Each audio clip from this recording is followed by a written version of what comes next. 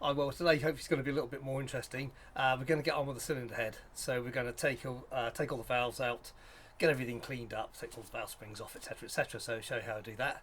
But just before we get onto that, this has been soaking overnight. Remember this dilemma with getting the carbon off the pistons? Normally we just sort of scrape it off and stuff like that, but I thought I'd try some kind of chemical way because I really do want to get these really cleaned up, especially in the grooves. So this is soaked overnight. Let's see if it's made any difference at all.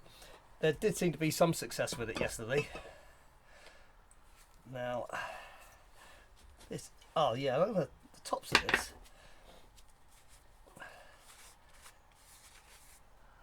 I'll lift this up in a sec.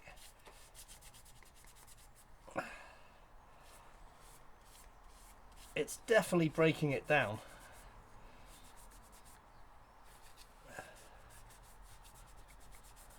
Okay. Yeah, it's quite gurky and gunky in there. So look around there. Let me just get this onto there for you. You'll see that the top of the piston is looking quite clean where it's been sat in there, and there are areas where the carbon's just fallen away. So it's kind of, I wouldn't say that's a success story, but at the same time it's possibly a start. As long as if that softens up and comes off easier, then I'm going to be happy. So yeah, well, I think it's open to debate, let's put it that way. Anyway, enough of that bloody crap. We'll get back onto that another day. Plenty of time, lots of other things to do, so let's crack on with the cylinder head. Well, here's the cylinder head, ready to be disassembled. You can see all the rocker gear has been taken off. I took that off when I actually took the head off, because you've got to remove it to get to some of the head bolts which are hidden in here. Yeah, they're all over the place on this. It's a cast iron head. It's pretty robust. I don't think you generally get much issue with these. Just come around to this side. What you can see is that the valves, now they're not too bad. I mean, the last time this cylinder head off was about 3 years ago, 2.5 years ago. Now that one, which is the rear pot, that looks a little bit more carboned up than, say, the first one. Not sure why that'd be. I did replace the oil seals on the valve stems, because you get them as part of the kit when you get the cylinder head gasket kit. So I will be replacing them again. But yeah, that's maybe a little concerning, I don't know. But I have to remember that the banana engine sort of leans backwards a bit, and so with the oil gets blown into the inlets, there's a good chance it actually tends to favour going to the rear port. So that's probably why that one has been burning more oil than the rest, because yeah, it's progressive. It gets worse towards the back. That's my theory. I'm sticking with that. So anyway, let's get this stripped down. I'll get the clamps and we'll get the start taking the valves out. Okay, I brought another camera out, so this might have a slightly better resolution. We're going to be using one of these. Now, most of you are going to know all about this, but this is a valve spring compressor, and before we use it, we need to just take these little caps off.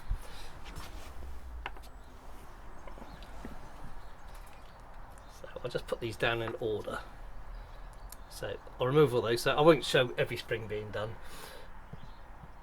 But yeah, I have to take those off, and then we've got here, there's a little opening here, and that's going to fit over the top. And this bit here, you can wind in, it's got a gripper here, that will fit over the face of the valve. Now you'll see all this in a second or two, and when you compress this up, it will compress the springs down, and inside here there's two little collets, and they should drop out, and then the whole thing should just lift off. Now it's important again to keep them all in order, so they all go back together with the correct valve. It's a little bit mingy there, but that'll give us opportunity to get this cleaned right up. So I shall now set this up onto a stand, and just hopefully you'll be able to see what we're doing. Okay, so I'm hoping that you can see that fairly clearly. Right, got the tool here. You might notice a hammer. Sometimes if these have not been apart for a while, they really get sticky, and just a little light tap of the hammer just gives them that little shock to release. So this bit's going to fit over the valve. I'll put a separate picture up for that. And what the idea of this is, it keeps the valve in place, so it just compresses the springs down. Okay, that seems to have worked quite well. Yeah, now the other thing I sometimes do is get a magnet to get these collets out. I think there's one on the bottom here. That's not strong enough. Right, I might just readjust this so it's a little bit tighter. So hopefully they stay in place as I release this back up.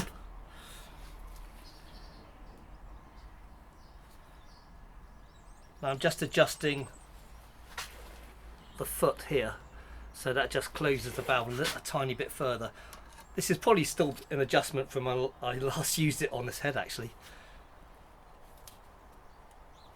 There we go. Now they should come out. They can be a little bit reluctant because they're stuck on a film of oil as well. There it comes. Yeah, I should have got a magnet ready because that does help. There we go. So you see they're kind of, they got, I don't know if this is going to be close enough. They got like a little ring grooves in them. I really don't think you're going to see that, sadly.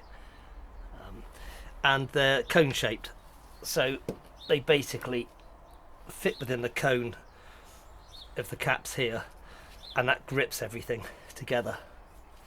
Just one more to come out.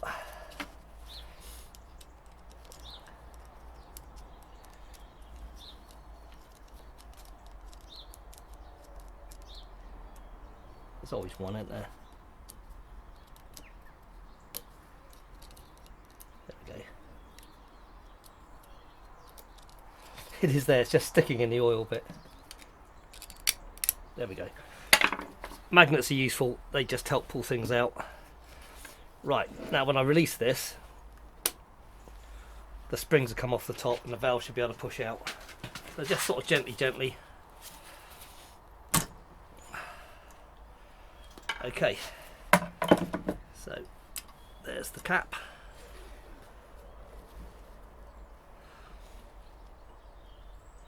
And there's the spring. And this here rubber bit is the valve stem oil seal. We'll be replacing those because you get, like I said just now, you get new ones with the head gasket kit, and this should just press out. I'm just kind of checking for play, and it's actually really good. There's no slap in there, so quite happy with that.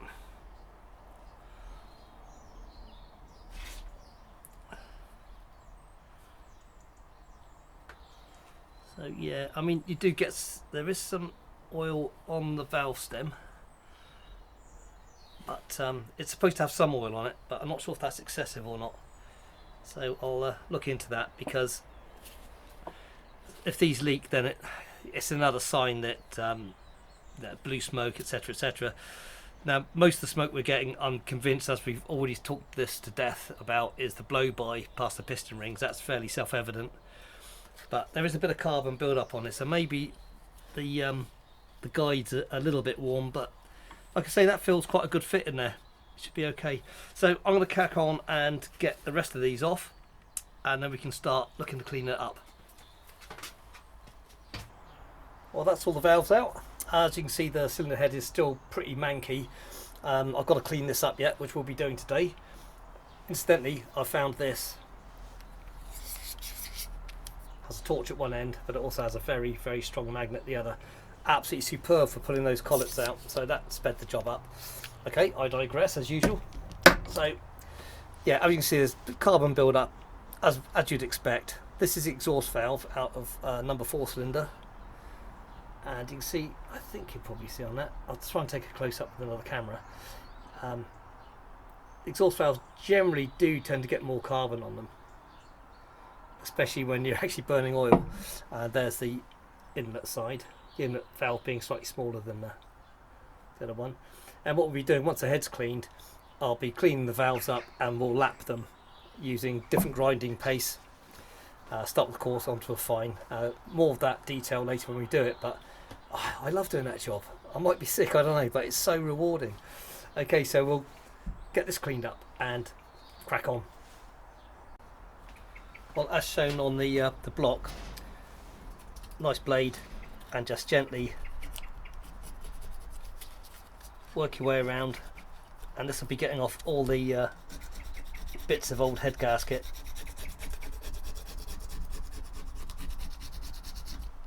It works an absolute treat. And then we'll be using some very, very fine wet and dry. This actually gets the carbon off quite well. I don't mind using a blade on a block because this is cast iron. It'd be hard pushed to put any major gouges in it as long as you're careful. But I didn't really want to do this like this on the pistons, them being aluminium. And you can see straight away all that's just coming off really nice and easy.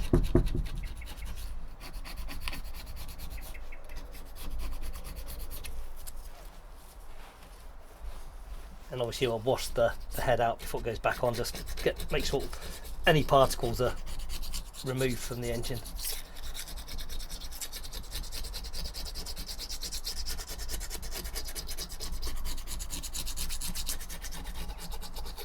Funny enough, my wife was volunteering to do this. She absolutely loves doing this sort of stuff. So I might actually call upon her to do it. I think she's off doing a bit of gardening. But you see it really does come off quite easily. Like, rather than making another really extremely boring video of you watching me do this, I'll finish this off, and then I'll get the fine wet and dry with a little coating of oil, and we'll polish this right up. Okay, I think you're going to agree that that is quite a lot better, even with just using the blade just to get all the residue stuff off. Yeah, take your time on it, don't rush it. If you miss any, it can cause leaks. If the new head gasket can't seal completely against the surface, it can cause issues. So what we're going to use now is a rubbing block, some fine wet and dry. I think this is P600, so yeah, fairly nice and fine. And just going to get a bit of oil. I think this can's nearly empty. And as I stated earlier, I will give this head a complete wash out to make sure I've got all the bits of gunk out of it. Right, now just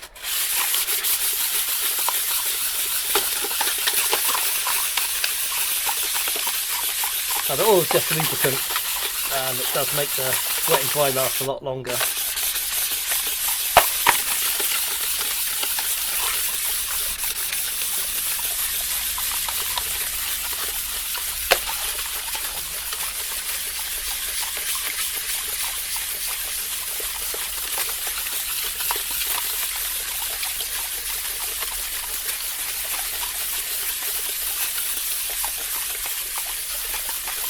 I don't think there's any set time on how long you should do this for, but just give that a wipe now. And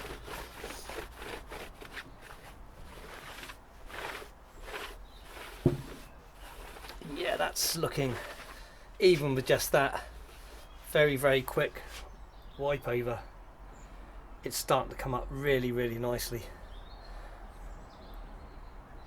So I shall carry on with that for a little bit, and then we'll look at I don't know if I'm going to do it this video or not. It depends how long I find this video is already. But we'll start looking at lapping the valves in to clean all the valve seats, things sit in properly. Okay, let's move on. Well, I've just checked the length of the video, and it's already getting a little bit long. So we're going to do the valve cleaning and lapping in the next video, because I've got to clean all the valves up. My wife started doing a couple, but it's a bit of a lengthy process. So I'm just going to show you how clean the block in the head is now. So bear with me if you just turn these around. As you can see, that has come up really, really nice. And just using the blade and then a little bit of wet and dry and some WD-40 as a lubricant. So that's the block already. And I've got my torch stuck.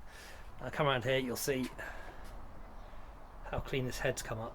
It's really, really good. So yeah, I'm very, very pleased with that.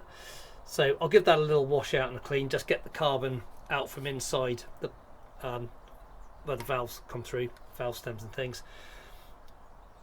And yeah, next video we'll start lapping them in. Now I'm a little bit suspicious of the valve guide oil seals. They were quite cheap and they came with the head gasket set, which wasn't that expensive, so I might see about fitting some genuine Ford ones just in case there is oil also coming down the valve stems, because they looked a little bit wet to me. Anyway, all will be real later, so yeah, so long for now and we'll catch up soon.